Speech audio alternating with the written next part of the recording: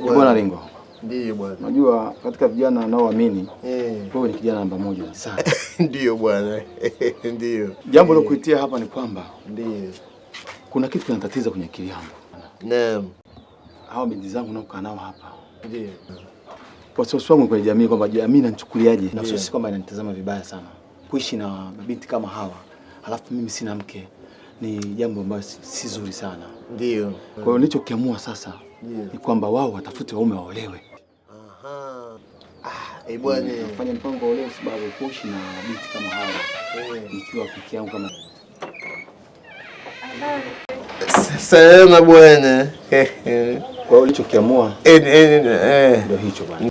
Nimewapa muda kufanya kazi hiyo swala. Mimi kusema naonewa mimi. Yaani kusema za ukweli. Umenielewa? Hilo ni jambo la heri sana. Kwa sababu wahenga wenyewe wanakuambia sheria ya nyani kibwaya mkia. Umeelewa sijui? Hilo ni jambo la heri sana. Mimi niseme tu na wewe nikuulize swali moja. Je, hao unataka kuwaozesha umewapata? Hilo ndio jambo kubwa sana. Sijampata. Lakini kikiwa masuala ya ndoa huwezi kumpangia mtu. Ndio kwa nafasi watafute wenyewe. Kisha waniletee hapa. Mimi ni ndoa tu nitaozesha ndoa.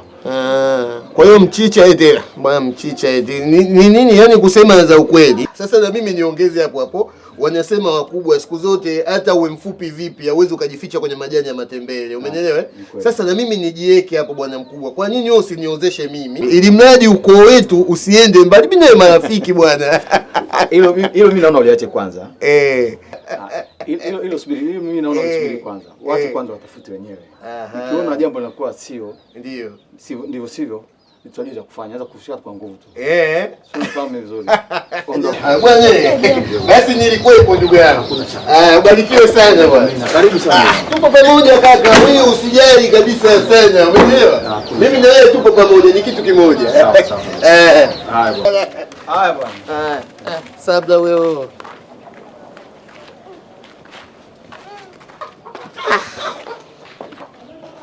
Bwana unaniita hapo? Hapana. Nimechanganyikiwa tu. Yaani Mungu alitulia watu wengine kaumba wengine si katupia baba.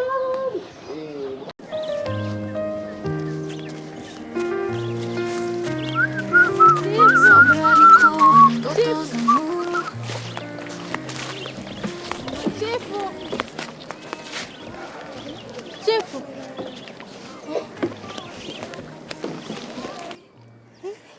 Sabra. Habari yako? Salama. Na ukikimbilia kutoka huko mpaka sasa usikii. Kweli? Kweli. Nisamee mamangu. Unajua hapa sasa hivi akili yangu inawaza maji huko. Unajua foreni hapa kijijini. Okay, hamna shida. Chifu, niko nauliza vipi lile jibu langu la kuwa na wewe. Maana nimechoka kukaa nyumbani. Nataka kukaa na wewe. Kwa kifupi nataka nioe. Niwe mke wako chifu.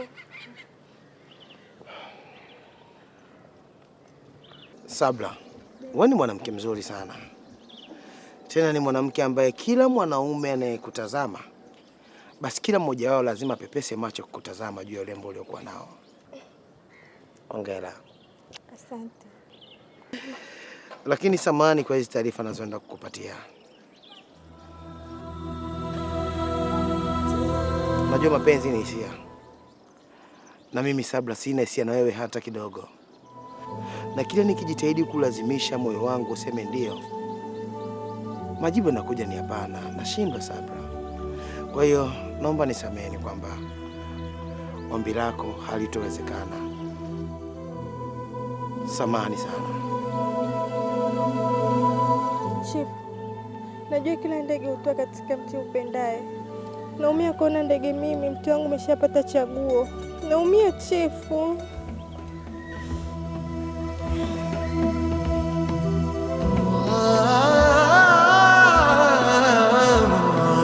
Nakupenda. Usinifanyie hivyo, nakupenda, naumia.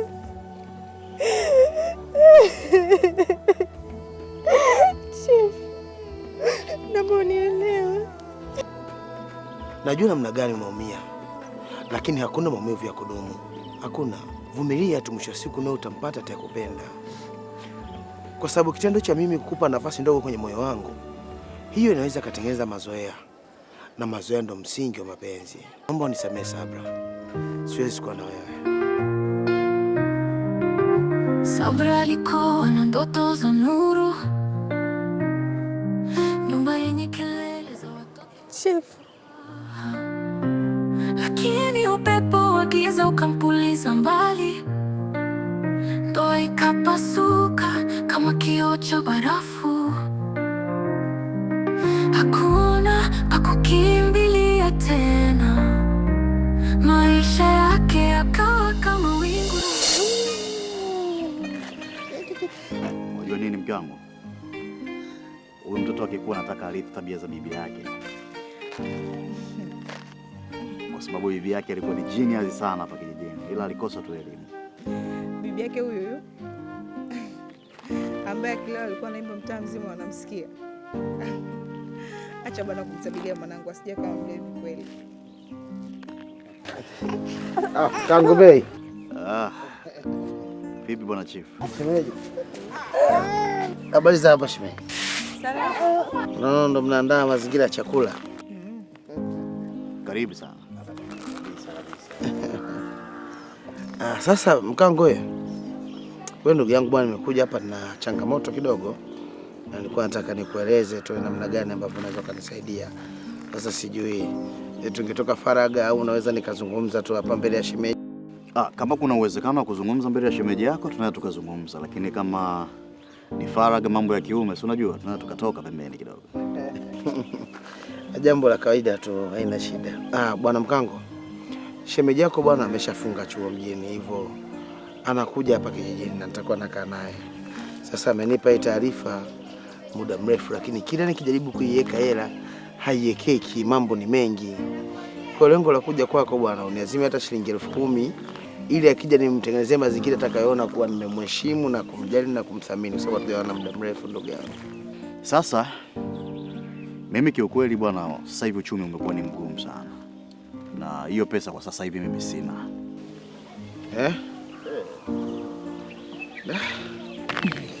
Hapana mume wangu. Ujue na Chifu ni marafiki sana Alafu hususan mwanamke wake anakuja, lazima amfanyie maandalizi. Sinamsaidia tu mwenzio. Kwa hiyo mstiri tu rafiki yako asije kazalilika. Mimi nilikuwa namjaribu tu bwana Chifu. Unajua huyu mambo yake huaga anachukua pesa hapo arudishi. Ndugu yake. Wewe unayo hiyo pesa? Mimi na akiba yangu nitamwazima. Sawa. Sasa bwana Chifu, hiyo pesa utapatiwa. Lakini kipindi hiyo pesa utakayopatiwa itabidi uifanyie kazi. Kuna kibarua nitakupa ili tukatane huko juu kwa juu. Kwa sababu unajua mimi ndugu yake. Basi ngoja nikafuate. Asante sana shemeji.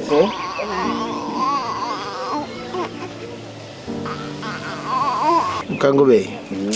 Shemeji ana roho nzuri sana. Kwa sababu ingekuwa mwanamke mwingine asingeweza kubali kutoa pesa yake kumpa rafiki wa mume wake. Mimi mwanamke wangu ana hekima sana, na hata wewe mwenyewe pia uangalie wanawake wa kuoa, sio mnaoa tu wanawake mnaokota. Umeleta chombo.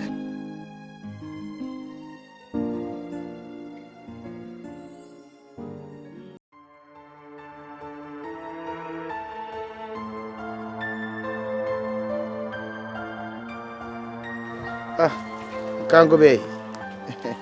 Niambie bro. Safi. Anaitwa Irene. Ndiye mwanamke ambaye nilikwambia atafika leo. Kipenzi changu amemaliza chuo, hivyo yuko hapa kwa ajili ya kusikilizia majibu yake. Irene. Huyu anaitwa Mkango. Ni zaidi ya ndugu. Yaani ni brother ambaye tunasaidiana katika matatizo, lakini tunasherehekea pamoja katika furaha. Na mheshimu, ananiheshimu. Ni brother wangu kabisa. Sawa yeah. Nimefurahi sana kufahamu.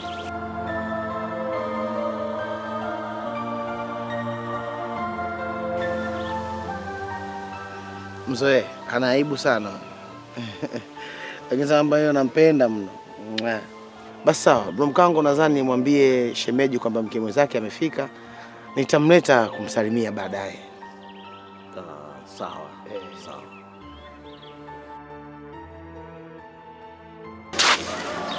Baadaye nitakupeleka kule, kuna maporomoko. Unaona kule.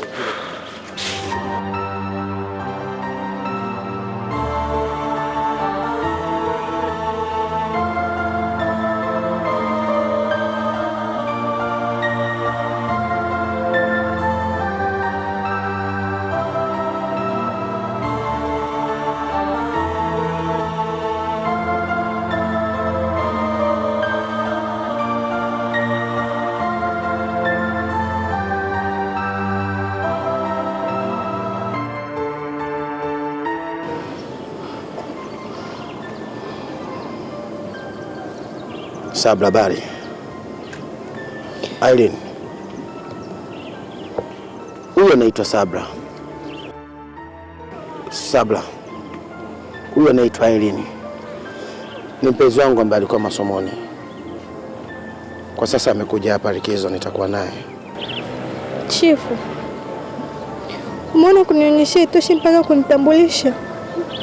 Umekosea nini mimi? Umekosea wapi? Unanipa maumivu makali kwenye moyo wangu.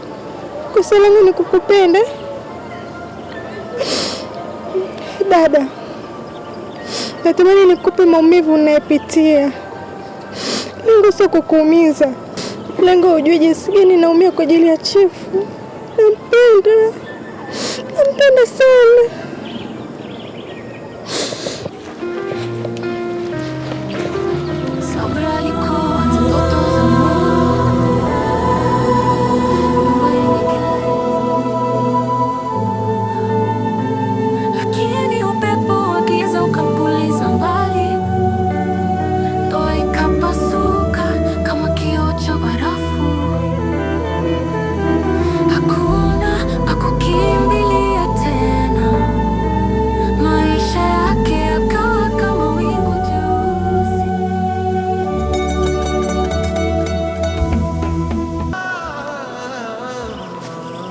Sabra, mbona unalia?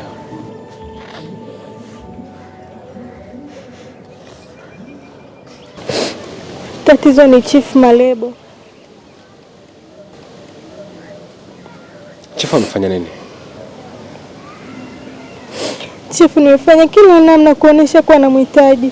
Na nimefanya kila mbinu kuonesha kuwa nampenda. Lakini ameshindwa kulitambua hilo.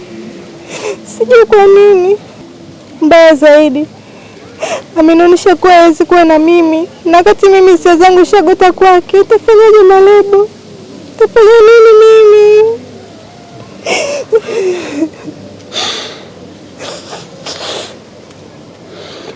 Pole sana Sabra. Mara nyingi hisia zetu hugote kwa watu ambao hatuhitaji. Hiyo inatupelekea kupata maumivu makali sana ndani ya mioyo yetu. Hayo ndio mapenzi. Lakini ombi langu kwako, usichoke. Endelea kumuonyesha mapenzi. Endelea kumuonyesha kuwa bado unamhitaji.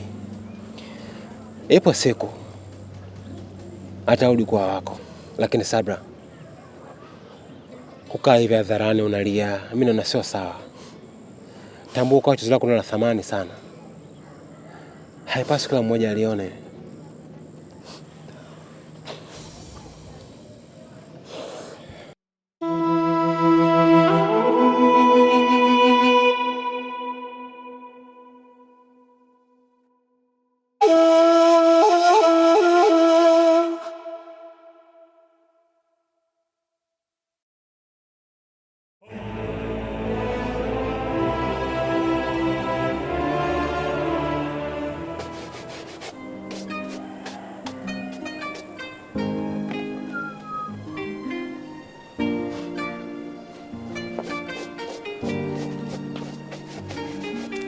Bwana Malebo Fanani.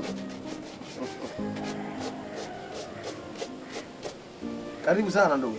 Asante sana Chief. Niambie. Safi. Sasa bwana Chief, nimepishana na Sabra njiani akiwa analia sana. Ni wazi bado unamtesa juu ya penzi lake kwako. Sasa Chief, unajua chozi la Sabra ni la thamani sana. Hivi mshawahi kujiuliza thamani ya chozi lake na ukubwa kiasi gani? Halafu majibu utakayoyapata upime. Laiti kama ungekuwa unafanya hicho ambacho unafanya Sabra, unadhani kwa nini chozi analitoa kwako? Sio kwangu wala sio kwa mtu mwingine. Huyu mwanamke anakupenda Chief. Hebu tambua hilo.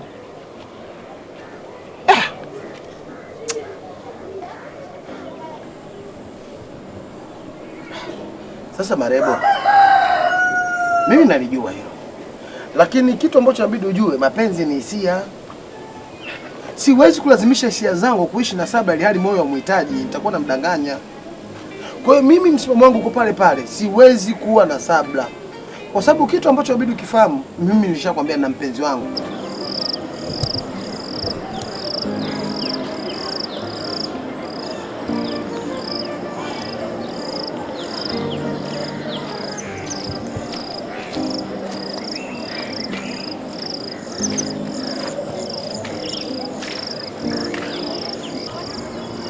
Samahani kwa kuchelewesha. Karibu ukae.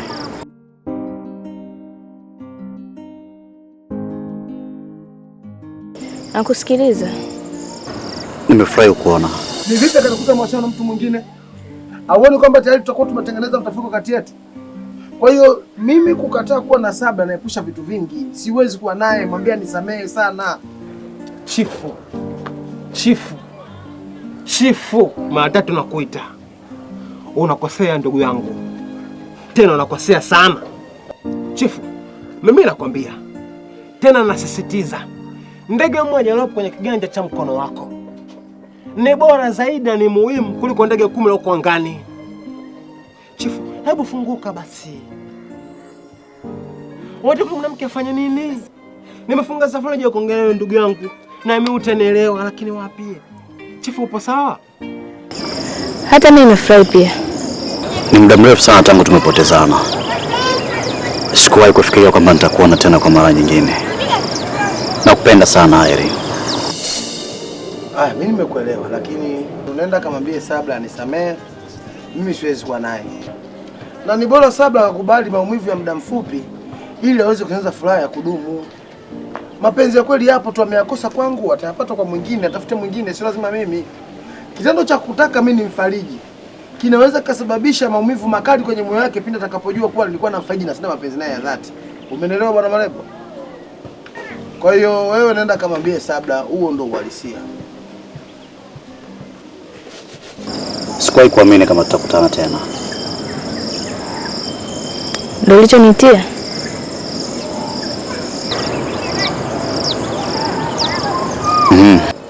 Kumbukumbu zangu zinaonyesha kwamba tulipotezana tu kwa sababu ya maisha.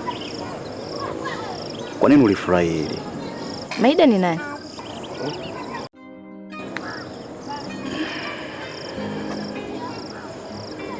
Maida ni mwanamke ambaye nimezaa naye. Na nilizaa naye baada ya kuamini kwamba wewe utarudi tena na sitaweza kuonana nawe tena. Lakini na wewe, kwa nini umeingia katika mahusiano na Chifu? Wakati mimi na wewe hatukuwa tumeachana, ila tulitengana tu. Na tulikuwa tunapendana mno. Kwa nini umefanya hivyo? Nisingeweza kumsubiri mwanaume ambaye sina taarifa naye na sijui ameenda wapi. Baby, tunaweza tukarudisha mahusiano yetu.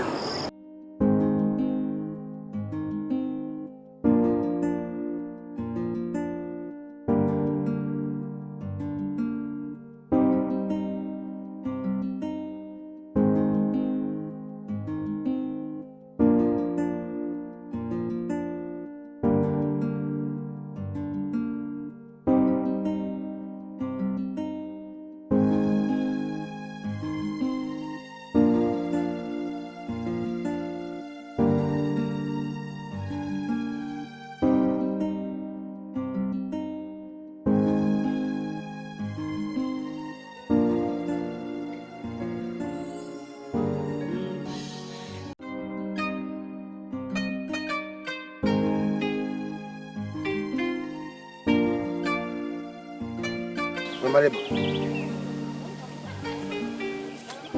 hatujamaliza hata robo ya kazi tuliyopewa. Unaniacha peke yangu unapunzika. Maana yake ni nini? Chifu, mimi najisikia vibaya sana. Wewe mwenyewe unajua mimi nikiwa kwenye ubora wangu kazi. Najisikia vibaya, siwezi kuendelea. Siwezi kabisa kuendelea. Najisikia ovyo, mwili wote hautaki kakangu. Ila acha kufanya hapa. Wewe piga trip zako. Baadaye mnikikaa sana kuja kumalizia za kwangu. Kwani tulikubaliana mangapi mangapi? Tuseme kwa muda huu tukimbize 100 kwanza, alafu baadaye tutaendelea. Kwa sasa hivi baba tufalimia na mimi 100. Wewe piga zako 100. Nitakuja kumalizia baadaye. Lakini sasa hivi nikisema nilazimisha hapa utaniokota. Sawa, basi mimi ngoja niendelee. Sasa mwenyewe nataka nipige chapu. Wife yuko mwenyewe peke yake nyumbani. Basi wewe piga, mimi niachie. Nikaa sawa tu, baadaye naingia hapo kumalizia mzigo. Wala haina shida. Sawa. Sasa chifu, shemeji basi akifanya mazingira na mwambie anihesabie. Sio mimi bado bachelor mzangu. Nitamwambia, Aileen ni hodari wa kupika, atakupikia vyakula vizuri sana. Sasa najua hata kama mapishi fulani vya mjini.